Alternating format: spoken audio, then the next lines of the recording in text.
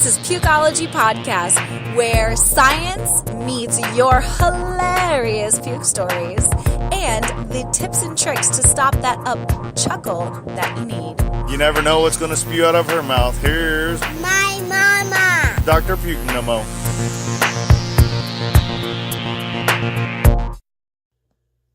Are you pregnant and looking for the perfect pregnancy diet? Well, Pregnancy Pukeology, episode 16, What to Eat During Pregnancy, is the perfect fit just for you. Want no more morning sickness, pregnancy nausea, or how about no more headaches and migraines? Visit our sponsor, nomonausea.com, the only natural way to instantly stop your worst nausea, vomiting, and headaches now. Or just place No Mo Nausea Ban on your baby registry for your delivery bag at Bye Bye Baby or Amazon. And your little ones are always taken care of with the first No Mo Nausea Kids Band that you can find at your local CVS store. Pregnancy humor in this episode that may just make you want to pee your pants. Like you don't have to pee all the time anyway, with hilarious stories like nacho, average walk, dinner done, and fast food puke stop. If you want to learn more about your pregnancy, humor and knowledge is the key to help you survive these 9 months. And just know we're in this together. Today, you will learn the science behind what to eat when you're pregnant, what's actually healthy for you, what type of foods contain different types of calories, and the real story behind fats and salt. And just as an added bonus, 15 things that me, the doc, thinks are amazing snacks to help you keep that perfect pregnancy weight. The science of puke, pukeology. So there's no such thing as a pregnancy diet, although that's kind of what's inside the title. But being pregnant, you should be eating real food. Nutritional foods are the best way of taking the nutrients in. And if you're interested in learning more, a lot of the stuff that I got from this podcast is in a great book by Lily Nichols called Real Food for Pregnancy. Healthy babies are the result of learning from historical cultures that had really good eating habits. Groups from the 1900s, like the Swiss, who still have one of the most stringent food regulations to this day. That's within the actual, our version of FDA, but they're very, very strict with their food regulations, about 15 times stricter than us. So we definitely want to take a look at the Swiss. Eskimos are another one. The Malayan tribes, Maori over in New Zealand, the native Pacific Islanders like Polynesian, Australian Aborigines, and the South Americans of the Amazon basin, where personally my family's from over in Peru. And that's kind of how I've structured a lot of these things, are things that we've known for centuries. We just need to implement them more, especially in our culture today. All of these have a nutritional content of food that is very different in comparison with the imported foods that we're accustomed to. The difference was super dramatic, and their children did not suffer from health problems like tooth decay, narrow palate, crooked teeth, clubfoot, neurotubal defects, poor immune health like tuberculosis, or psychological problems, as in cultures of those people who, like us, of foods of modern commerce that ate lots of sugar and refined grains, like those carbohydrates that are processed. So real foods maximize the nutrient density, meaning about the absorbed amount of nutrients that you're getting per item that you're eating. So fresh vegetables that are actually in season that are grown without pesticides, for example, are minimally processed, full fat dairy from grass-fed cows, and foods that don't have labels. So if you have a fresh market near you, and I don't mean the store, I mean an actual, where you would do it the old-fashioned way, either bargaining trade between vegetables or like a fruit and vegetable stand near you, that's probably going to give you the healthiest, most nutrient-rich items that you should be consuming. Now, before I start talking about what and how much you should be eating during your pregnancy. Make sure that you know the 5 foods that you should not be eating under any circumstance during your pregnancy, because they are detrimental to the health of your baby. So check out Pregnancy Pukeology Podcast, episode 5, Foods to Avoid During Pregnancy, and I talk about all 5 of them and why they're so bad for you. The meal breakdown that I'm about to talk about kind of looks like a pie, right? So it's cut into fourths where vegetables make up half, carbs are the other 1/4, and protein and fats are the other 1/4. So that makes a full pie of 100%. Vegetables, they recommend 2 cups, adding a little bit of fat in it, like butter or olive oil. Don't worry, I'll get to the benefits of fat. Get excited, but yes, put a little bit of butter or olive oil on it. Non-starchy vegetables have little effect on blood sugar and are a great source of fiber. Fiber is especially helpful for keeping you pooping, ladies, which is something very difficult to do, especially when your baby's robbing all your nutrients, and those fantastic prenatal vitamins make you not be able to poop very well. But the reason why fiber is so great and keeps you regular is because it acts like fuel for your intestinal bacteria, also known as that probiotics. But it slows down how quickly your body breaks down carbohydrates into sugar, which is great because our whole goal in life is to maintain our sugars at an equal amount and not have huge surges or spikes, because then we'll get the same side effects that people with diabetes do. Vegetables are better absorbed when they're eaten with a little bit of fat. So I know you've been told your whole life that fat is super bad, but think of good fat as your baby's brain food, since their tiny brain is composed of 60% fat. Like goes with like, so fat will help to create a beautifully rich, fat-enriched brain for your baby. Get your baby to use healthy foods in utero. So these healthy foods are what your baby can actually taste. I know that sounds crazy, but yes, they do taste via eating from your amniotic fluids. So if you want non-picky eaters when they grow up, guess what? Start eating those fruits and vegetables now and get them accustomed to what that tastes like. Carbohydrates. About half a cup to a cup of starchy or carbohydrate-rich foods. Carbohydrates are the only macronutrient, which is something that actually gives you energy because it automatically breaks down and breaks down quickly. They do significantly raise your blood sugar.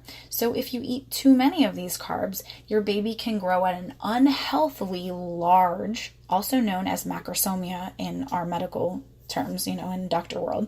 And on average, pregnancy weight gain is about 18 pounds heavier than women who ate mainly unprocessed carbs.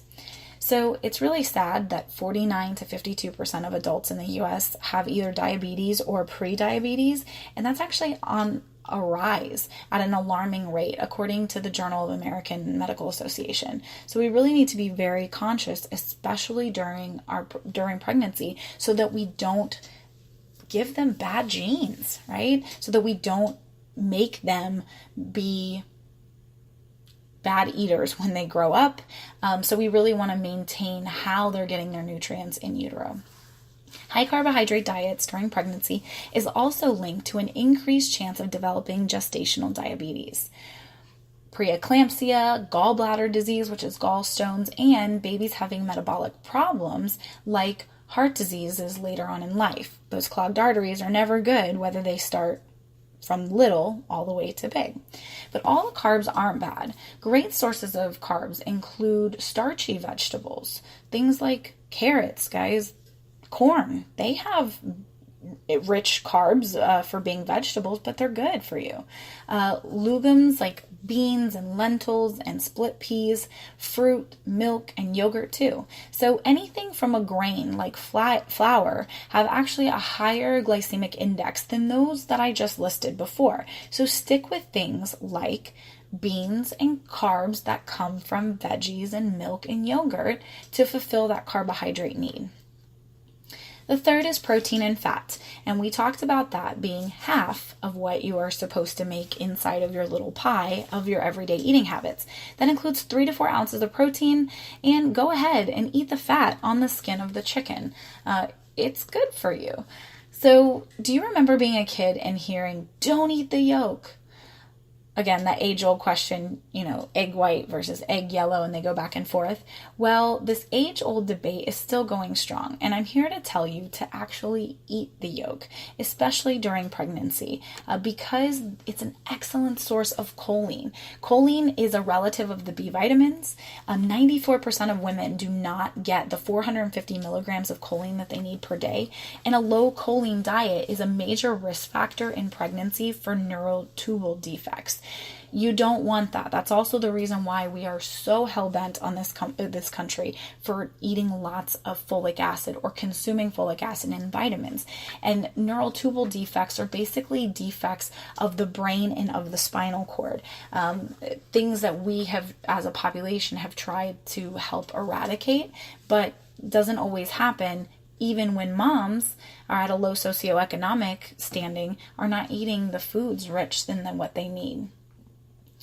You also get a lot of vitamin A in those egg yolks that I was talking about, which is important for proper lung and liver development. And a lack of vitamin A is highly associated with low birth weight babies. Interesting. This is also called intrauterine growth retardation. Again, if you've ever heard of somebody having a very small baby and you hear this, IUGR, don't be alarmed, but it could be because of a lack of vitamin A.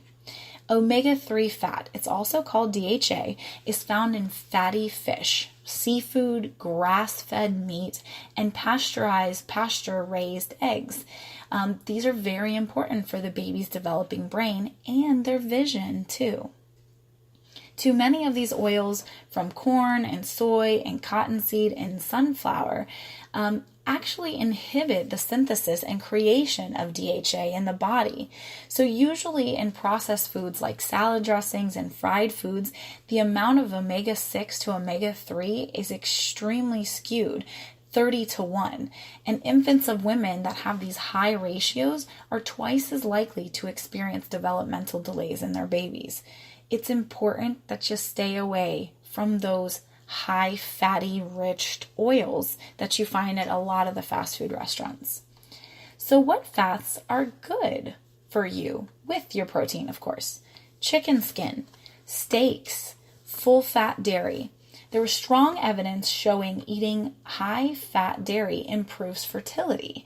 And for those women who went through rounds of IVF, they actually have the highest chances of having a live birth in comparison with those who did not consume dairy products that have mainly fat. So go ahead and, don't skimp on it. Have the milk that is full of fat, right? Instead of going with skim milk. So eat something with a little bit more substance. Now, proteins. Proteins are those building blocks that we talked about and medically called amino acids, building blocks of human life. There are 20 amino acids.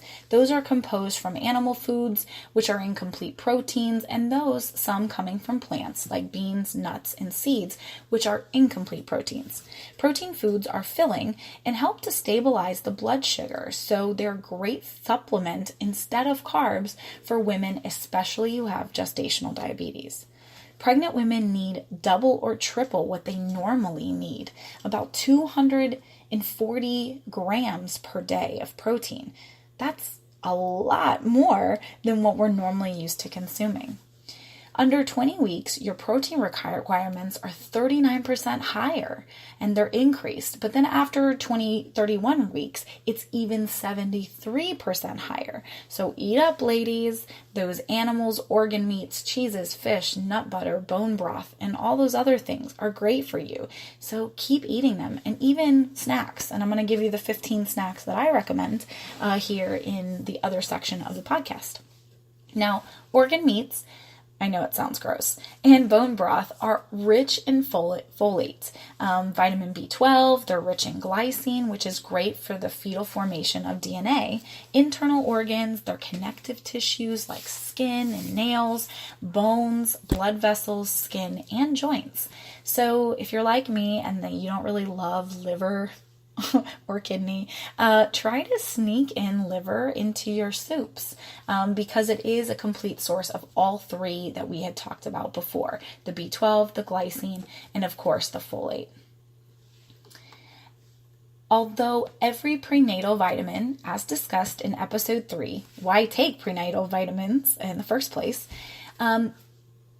many of them have enriched foods containing folic acid. So 60% of the population actually has a genetic mutation on the MTHFR gene that doesn't allow them to synthesize folic acid, which means of that needed 400 micrograms, that is, of folic acid needed per day to prevent birth defects, if you're one of those 60% and you're only getting folic acid from your prenatal vitamins, guess what? You're not processing any of it and not breaking down folic acid into folate in which your body can use it. So the only way that you can get folate into your diet is by eating those things that we talked about up there, eating those organ meats, and also eating the things that are rich like bone broth so that your body can absorb it and give it to the baby as needed. So, hate to tell you, your mama said it before, eat more liver. Fluids. The Institution of Medicine recommends that all pregnant women should drink about 100 ounces of fluids a day. That's over 6 water bottles. So drink up, ladies, and have those cute swell bottles. Just keep swigging. Now remember that the milk in your cereal and decaffeinated tea also counts in your total. Your pee should be a pale yellow, signifying that you're well hydrated. And if you're curious about how your bladder changes during these 3 trimesters, because ladies, it does, you'll be a little pea pot. But if you're curious, head on over to Pregnancy Pukeology episode 11, where I talk about frequent urination in pregnancy for all the answers that you may be wondering. Now, salt. Eating unrefined sea salt is salt, guys. It's called sodium chloride, and those are the 2 components that make up salt and is your body's electrolyte system. Redistributing it itself by shifting water inside and outside of the cell is how it actually works and why sometimes you have to pee more and sometimes you pee less. Pregnant women are well known for cramping because they're not getting enough of these 2 electrolytes, sodium chloride, and they're not getting enough potassium. Salt supports the normal stomach acid levels by supplying chloride, which is in hydrochloric acid, and the hydrogen is the acidic portion, causing the pH to be very low. So good stomach acid pH is needed to absorb minerals and vitamin B12, to digest protein and pathogenic bacteria of the foods that you eat that stays in your stomach. So you want to be able to make sure that you have enough of that breakdown. So ladies with preeclampsia, please reduce your salt intake. For everyone else, just add a little salt to your kale. It makes it taste the best, by the way, that way.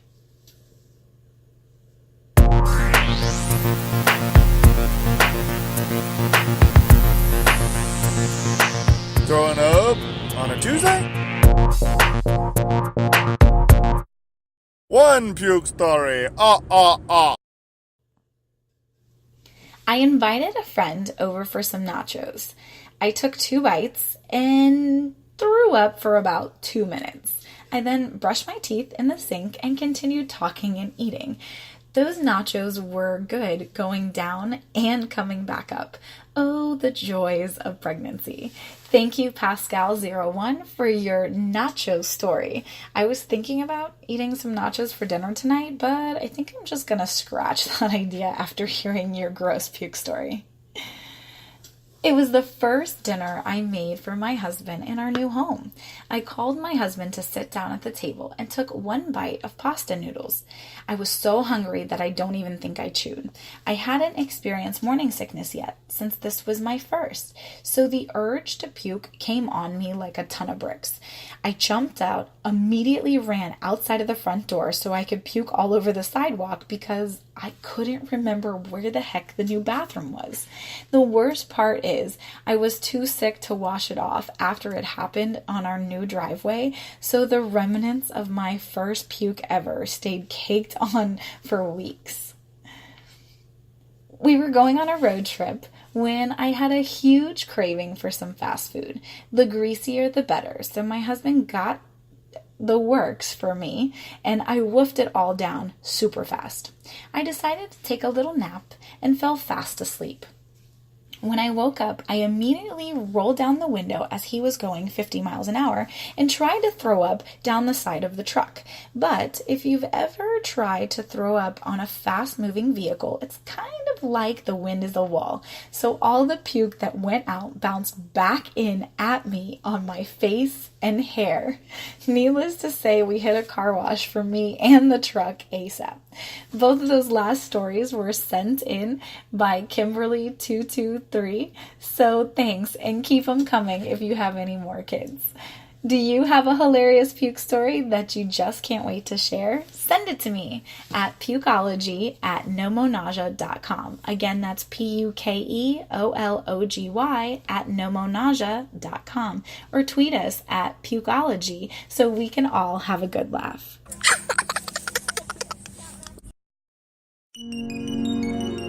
Tips and tricks to stop the chuckle that you need.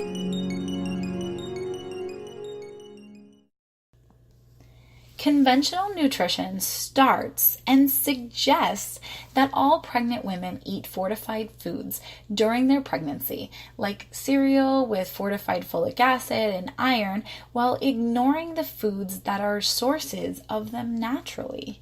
And low-fat diets are thought as favorable, but they lack the riches in foods of vitamin A, choline, iron, and zinc. So I challenge you, pregnant women, to go against the grain and go with what we found. It's better when it comes from nature. Did you know that only 25% of accredited U.S. medical schools require a nutritional course? Personally, I didn't have it in nutritional medicine, but I was required as a naturopath. So if our doctors aren't talking about nutrition, who the heck is? It's about quality over quantity. Ladies, you are not eating for two. Let me say that again. Echo, echo, echo. Ladies, you are not eating for two. It's suggested that after your first trimester, you only need about 300 extra calories per day, which is about an extra snack to your normal food, or regimen, I should say, per day. So here's a list of 15 great low-carb snacks that will help you keep your blood sugar even-keeled all throughout the day. Nuts, almonds, cashews, walnuts, pecans, macadamia nuts, and sunflower seeds. Munch on a few of them. They're fantastic. 2, beef jerky. Without MSG, that's a preservative found in a lot of Chinese foods for flavor, but it's actually linked to headaches and migraines. So if you are a person that's experienced headaches and migraines during your second trimester in pregnancy, try something natural before you go in taking in any type of medication. Check out nomomigraine.com for natural relief of both headaches and migraines before you throw anything in your mouth. And always remember, ladies, while you're pregnant, Tylenol is always the go-to instead of aspirin, Aleve, or any of those because of the fact that they will affect your blood clotting. Plain Greek yogurt and some berries. Perfect. All these snacks are like under 200 calories. And again, they will give you Greek yogurt versus regular yogurt will give you the extra protein that you've all been desiring. Guacamole with some celery and bell peppers. So again, just dip it and eat it. Small balsamic salad with pine nuts and goat cheese. It's actually delicious. And sometimes you can find goat cheese with a sear of fruit on top. And I know that I found one that was like a berry. It had like a raspberry coating. It was the most delicious thing in the world. And I don't even like goat cheese normally. So again, go check it out. Sometimes the deli section will have it. hard-boiled egg, the entire egg white and yellow, with some salt and pepper on it. Deviled eggs are another great one because you're beating up that egg yellow and you'll serve it on top with a little bit of a kick of some pickle juice. Caprese salad, or caprese, depending if you're Italian or not. This is my personal favorite. Tomatoes, basil, mozzarella cheese, and of course, balsamic vinaigrette on the top drizzled. Perfect, delicious, and under 200 calories. Olives and dill pickles. And who doesn't like the two when you're pregnant? I could not get enough of dill pickles, and that was actually because of the fact that I was lacking potassium. I would get really bad cramps. So if you are one of these people that gets really bad cramps, try putting mustard on some stuff. It really will help, or having a higher salt diet. That does help as well. Kale chips are another great snacky type foods, especially if you're used to eating potato chips. Substitute it out with some kale chips. Grilled chicken breasts with pesto and Parmesan. You wouldn't think that that would be under 250 calories, but it is. Remember, nothing more than a fistful is what's considered a snack for your protein. Now let's get to the meal breakdown. And don't worry if your little hand can't write all of this down so fast, or as fast as my mouth moves, because my mouth moves ridiculously fast. Just go visit nomonausea.com blogs, and a list of these foods will be in a printout form, and that's where you can find them. Here we go. Meal breakdown. These are the great veggies that are non-starchy. They include artichoke, asparagus, bell pepper, broccoli, Brussels sprouts, cabbage, cactus, cauliflower, celery, coyote, squash, cucumber, eggplant, garlic, green leafy vegetables, which have a high amount of vitamin K1 needed for normal blood clotting. So ladies, these can also lower your risk of postpartum hemorrhage. This is awesome, especially if you are in your last trimester. Green leafy vegetables. I can't say that again. Stock up on your collards, like collard greens. Dandelion, which is also wonderful dandelion root tea, helps to basically flush your body, and it's kind of a natural diuretic. So if you have really swollen feet and ankles, get rid of that by drinking some dandelion tea in the morning. Mustard, spinach, kale, which kale itself has 45 different types of antioxidants called flavonoids. Again, you can't get a better superfood than kale. Turnip greens, spinach, watercress, bok choy, and arugula. Before going to the hospital to deliver, eat all of that stuff because it will help you to make sure that you won't hemorrhage, which is called bleeding out, whether you're having a C-section or even where you're having a vaginal delivery. Tomatoes, green beans, leeks, lettuce, mushrooms, okra, onion, radish, summer squash, zucchini, and turnips. The following veggies have a higher amount of carbohydrates, including beets, carrots, parsnips, snap peas, snow peas, and spaghetti squash, but they're still good for you guys. Again, carbs aren't bad. Sources of good carbs include whole grains like pasta, cereal, breads, legumes, including beans, lentils, split pea, starchy vegetables, potatoes, sweet potatoes, yams, green peas, corn, and don't forget to throw some salt and butter on them for your good source of fat and sodium chloride, that salt we talked about, content.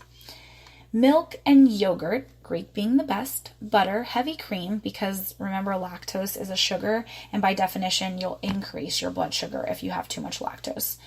For this reason, believe it or not, it's classified as a carbohydrate. Milk and yogurt is. Dairy products listed above also double as a great source of protein. Other animal proteins should be pasture raised because they have more vitamin B12 and more vitamin D, since think of these cute little animals walking around, they're having more access to the sun instead of cooped up in these small pens where they literally can't walk around. And these great sources of protein include beef, lamb, pork, bison, venison, which is deer. So any of you ladies have hunters for husband, or if you guys are hunters, I know I have 2 freezers full. Chicken, turkey, duck, sausage, bacon, organ meats, homemade bone broth, Eggs, nuts, peanut butter, almond butter, beans, peas, and lentils are great sources of protein. Remember, plant proteins have zero B12. So if you're looking for that little pick-me-up of the B12, because it does give you energy, remember that you can't get it from plant sources. B vitamins that help increase natural energy production. So if you're tired in your first trimester, try eating more meats. I left seafood like salmon and fatty fish for last. The problem with large fish is the mercury content. So you want to be very, very careful of which fish you're actually eating. And if you want to know which fish you should not eat, just listen to episode 5, Pukeology Podcast, Foods to Avoid While Pregnant. Small cold water fish are especially beneficial for their brain-boosting omega-3 fatty acids, like salmon, herring, sardines, fish eggs, which is called roe, and they have iodine, zinc, and selenium. Iodine, another great thing for your thyroid. Zinc, again, to keep you healthy in your immune system, and selenium are wonderful for your eyes. So you'll always find selenium in any type of composition that you want for people that want to have that, and beta carotene made from, carrots are great for eyesight.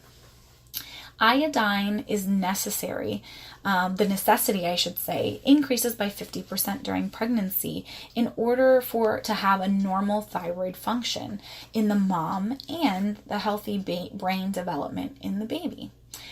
Vegetarian mommies, head over and actually, again, I request that all of you guys go buy Lily Nichols' version of Real Food for Pregnancy, but especially vegetarian moms. Go over to chapter 3 and see what are the alternatives for getting good proteins inside your diet other than ones that we suggested, because healthy eating alternatives and habits are important for herbivores, because we ladies who like to eat meat, like myself, are getting the proteins that we need, are getting those vitamin enriched, and sometimes the vegetarians, while being pregnant, will lack some of those features, I should say. I hope you've enjoyed episode 16, Real Food for Pregnancy. It's the combination of the perfect sauce and science for pregnancy. Now, move the knowledge that you are pregnant and a pregnant foodie, I may say, and I hope that I made your mouth water with a 5-star rating or hearts for likes that you want to give me as Dr. PukeNoMo in Pukeology Podcast. Don't forget to download this episode, but more importantly, share it with all of your pregnant friends. Thanks again, guys, for listening to Pukeology Podcast in Pregnancy, episode 16, Pregnancy Diet, What You Should Be Eating. Pukeology Podcast, Edutainment at its finest.